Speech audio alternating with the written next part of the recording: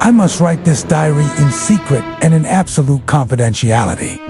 It refers to my Arctic flight of February 19th, 1947.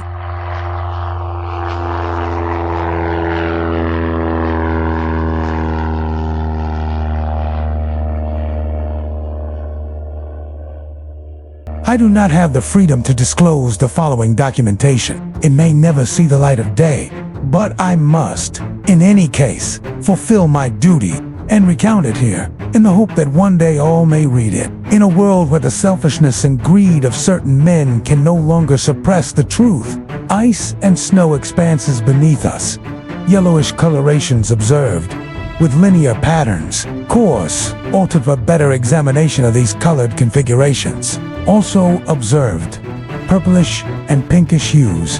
Both the magnetic compass and the gyroscopic needle begin to spin and oscillate. We are unable to maintain our course using instruments.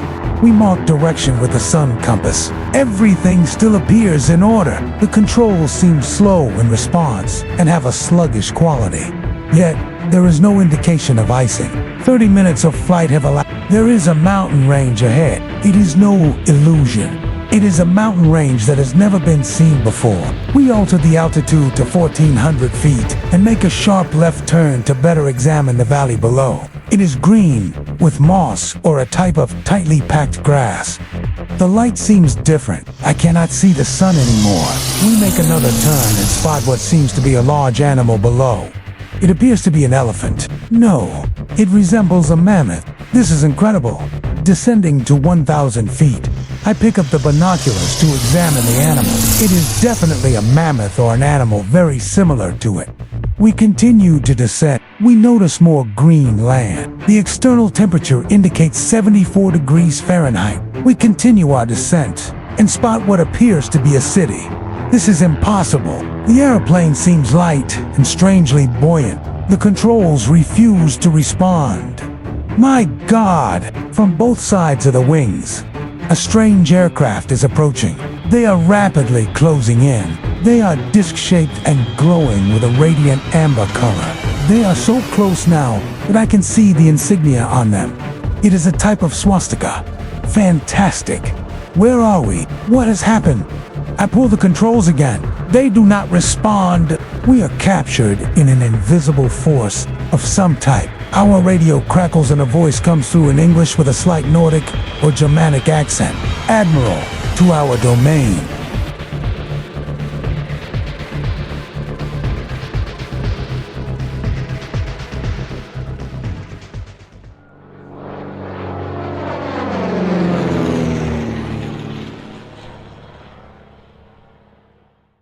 We will land you in exactly 7 minutes. Relax, Admiral. You are in good hands. I noticed that the engines of our plane have stopped running. The aircraft is under some strange control and is now turning itself. The controls are useless. We receive another radio message. We are beginning the landing process, and a slight jolt is felt as if we have landed on a very soft platform. The strange aircraft are close again, and their radiant light is visible. A type of platform is descending from below our aircraft. We are being gently lowered to the ground. 2 men are approaching on foot. They are tall, with blonde hair. They are wearing a type of white jumpsuit and radiate a friendly aura. A voice comes from nowhere that seems to command, "Open the hatch." I obey. From this point forward, all is written from memory. It defies imagination and would seem madness if it had not happened. Out of the aircraft, my radio operator and I are welcomed with. We are then taken aboard a small platform vehicle, lacking wheels. It moves swiftly toward a glowing city in the distance. The city seems to be made of a crystalline substance. Soon we arrive at a large building, the type one have never seen before. It appears to be straight out of Frank Lloyd Wright's design, or perhaps more accurately, a futuristic movie set. We are given a warm beverage that tastes like nothing I have ever encountered. It is delicious.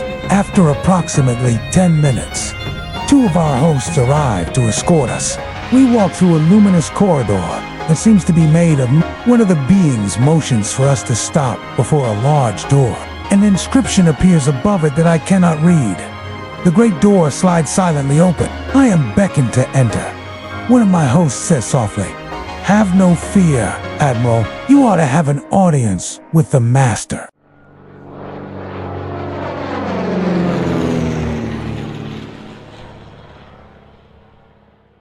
I step inside. My eyes adjust to the beautiful coloring that seems to fill the room completely. Then I begin to see what greets my eyes is the most beautiful sight of my entire existence. It is indeed too beautiful and wonderful to describe. It is exquisite and delicate. I do not think there exists a word in any human language to describe it in any accurate detail. My thoughts are interrupted by a warm, rich voice of melodious quality. "I bid you welcome to our domain." I see a man with delicate features and with the marks of age upon his face. He is seated at a long table. He motions me to sit in one of the chairs. Once I am seated, he places his fingertips together and smiles. He speaks again softly. "We have let you enter here because you are of noble character and well known on the surface world." "Admiral, surface world," I half gasp under my breath. "Yes," the Master replies with a smile. "You are in the domain of the Ariani, the inner world of the Earth. We shall not delay your mission long, and you will be safely escorted back to the surface. But now, Admiral, I shall tell you why you have been summoned here. Our interest rightly begins just after your race exploded the first atomic bombs over Hiroshima and Nagasaki. It was at that alarming time we sent our flying machines to your surface world to investigate what your race had done. That is, of course, past history now, my dear Admiral.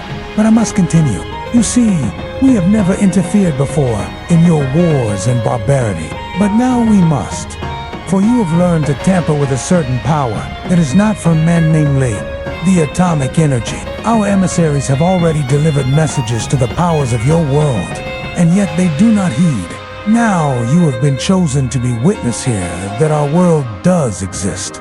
You see, our culture and science is many thousands of years beyond yours." "Admiral," I interrupted. "But what does this have to do with me, sir?" The Master's eyes seemed to penetrate deeply into my mind, and after studying me for a few moments, he replied, "Your race has now reached the point of no return, for there are those among you who would destroy your very world rather than relinquish their power. In 1945 and afterward, we tried to communicate with you, but our efforts were met with hostility. Our Flugerats were fired upon, even pursued with malice and aggression by your fighter planes. So now I say to you, my son, there is a great storm gathering in your world of black fury that will not spend itself for many years. There will be no answer in your armies. There will be no safety in your science. It may rage on until every flower of your culture is trampled, and all human things are leveled in vast chaos.